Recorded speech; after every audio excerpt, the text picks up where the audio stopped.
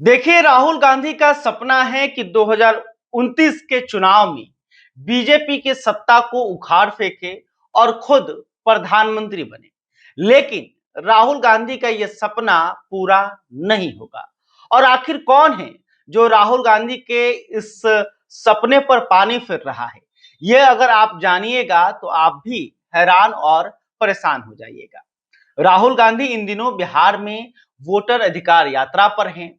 Voter अधिकार यात्रा के जरिए राहुल गांधी बिहार में माहौल बना रहे हैं। माहौल ये बना रहे हैं कि चुनाव आयोग एसआईआर के जरिए बीजेपी के लिए वोटों की चोरी कर रही है। और करीब 8 दिनों से राहुल गांधी बिहार में घूम रहे हैं और करीब 1 सप्ताह तक और ये बिहार में यात्रा चलने वाली है। लेकिन इस यात्रा के पीछे का असली मकसद क्या है, ये आप भी जानते होंगे। मकसद ये है कि राहुल गांधी चाहते हैं कि लोगों को बरगलाया जाए, लोगों को झूठ के जरिए भ्रमित किया जाए, ताकि वो बीजेपी और एनडीए से छिटक कर कांग्रेस के साथ आए। खासकर राहुल गांधी की जो नजर है, वो बिहार के मुसलमानों पर है। उनको लग रहा है कि जिस तरह पहले बिहार के मुसलमान कांग्रेस को पूरी तरह से वोट किया करते थे, वो एक बार फिर से जो है कांग्रेस को वोट करें। क्योंकि इन दिनों जो है बिहार के जो मुस्लिम मतदाता हैं, वो आरजेडी को वोट करते हैं, वो जनता दल यूनाइटेड को वोट करते हैं, तो कुछ कांग्रेस को भी वोट करते हैं और इसके अलावे और छोटी-छोटी पार्टियों को भी वोट जाता है। तो इसलिए बिहार में मुसलमानों का वोट जो है वो बिखरता है। अब जो है राहुल गांधी ये चाह रहे हैं कि नहीं, मुसलमान जो हैं वो हमारे साथ आए। इसलिए वो खास करके ये कह रहे हैं कि अल्पसंख्यकों का, दलितों का वोट जो है वो वोट चोरी की जा रही है। और इसी बात को लेकर वो घूम रहे हैं। और देखिए, कल जब इनकी यात्रा दरभंगा पहुंची, तो दरभंगा पहुंचते ही राहुल गांधी का सपना चकनाचूर हो गया। और वो जिस मकसद से बिहार में आए थे, वो जिस लिए बिहार में आए थे, वो अब पूरा होता हुआ नजर नहीं आ रहा है। बिहार के मुसलमानों ने साफ बता दिया कि वो चाहते क्या हैं और वो इस बार ठगे नहीं जाएंगे। वो इस बार राहुल गांधी के झूठ में नहीं आएंगे। देखिए, कल राहुल गांधी अपनी बहन प्रियंका गांधी और बिहार के नेता प्रतिपक्ष तेजस्वी यादव के साथ दरभंगा पहुंचे और खुली सड़क पर सभा को संबोधित कर रहे थे। तभी बड़ी संख्या में मुस्लिम जो हैं वो यहां पर आ गए और उनके हाथों में तख्तियां थी। इसके अलावे गले में गमछे भी थी और उस तख्ती पर यह लिखा गया था कि राहुल गांधी और तेजस्वी यादव एआईएमआईएम को बिहार महागठबंधन में शामिल करें, नहीं तो मुसलमानों का वोट उन्हें नहीं मिलेगा। यह मांग आपको देखने में बहुत ही छोटी बात लग रही होगी कि भाई ये जो है एमआईएम के कार्यकर्ता होंगे, असदुद्दीन ओवैसी के कार्यकर्ता होंगे, तो इसलिए ऐसा कर रहे हैं और इससे बिहार में कोई ज्यादा प्रभाव पड़ने वाला नहीं है। अगर ऐसा आप सोच रहे हैं तो गलत है, क्योंकि बिहार की राजनीति में एआईएमआईएम का बड़ा प्रभाव है और यह साबित हो चुका है। साबित कब हो चुका? 2020 के विधानसभा चुनाव में ही। 2020 के विधानसभा चुनाव में एआईएमआईएम के 5 उम्मीदवार जो है चुनाव जीते थे, यानी कि विधायक बने थे।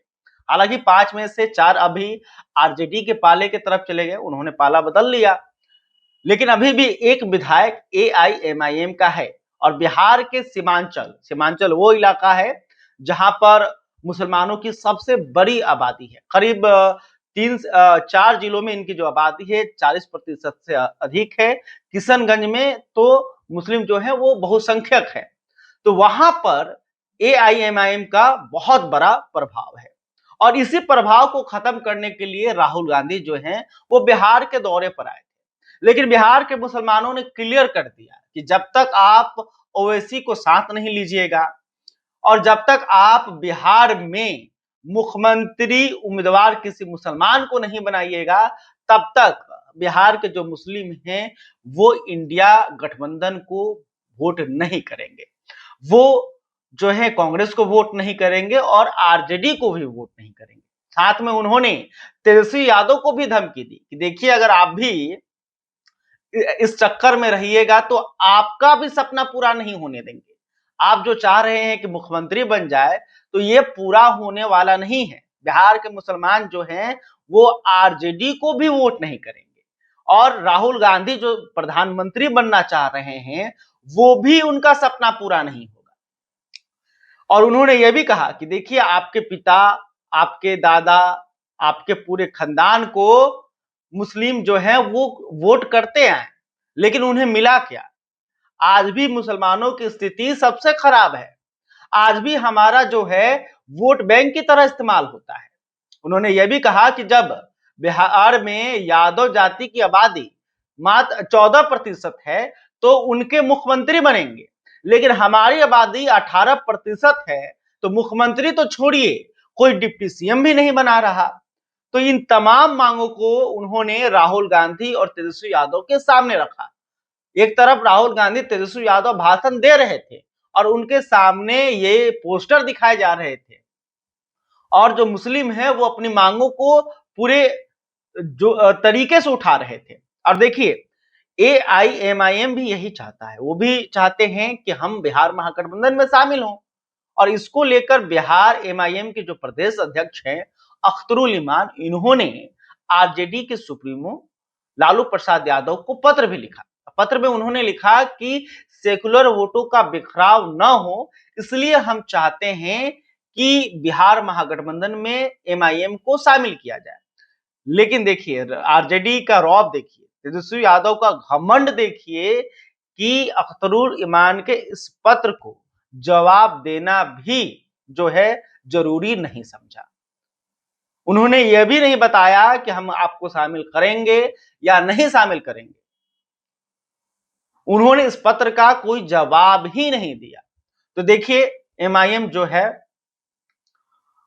वो बिहार चुनाव को लेकर बड़ी तैयारी कर रही है और बड़ी संख्या में जो मुस्लिम वोटर हैं वो एमआईएम के साथ जाएंगे, क्योंकि उनको सच्चाई मालूम हो गई है।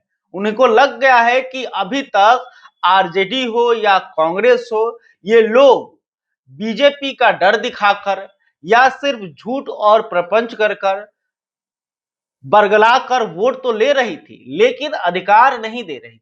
इसलिए अब जो है बिहार के मुसलमानों ने एमआईएम के पक्ष में जाने का लगभग फैसला कर लिया है। असदुद्दीन ओवैसी का साथ देने का उन्होंने लगभग फैसला कर दिया है और इससे बिहार महागठबंधन में बवाल मच गया है। राहुल गांधी परेशान हो गए हैं कि हम क्या सोच कर आए थे बिहार और मेरे साथ क्या हो रहा है।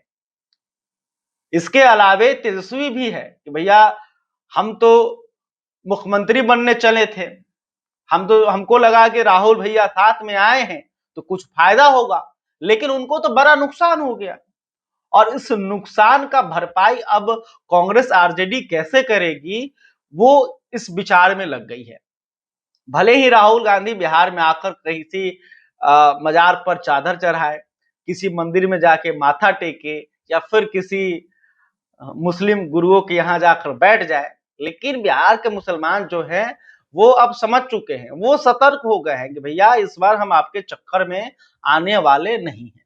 तो देखना होगा कि राहुल गांधी, तेजस्वी यादव जो हैं इस डैमेज को कैसे कंट्रोल करते हैं और बिहार के मुसलमान आखिर 2025 के बिहार विधानसभा चुनाव में अपना रुख किधर करते हैं। तब तक के लिए धन्यवाद। एबीसी हिंदी न्यूज, आज ही जुड़िए हर खबर के साथ।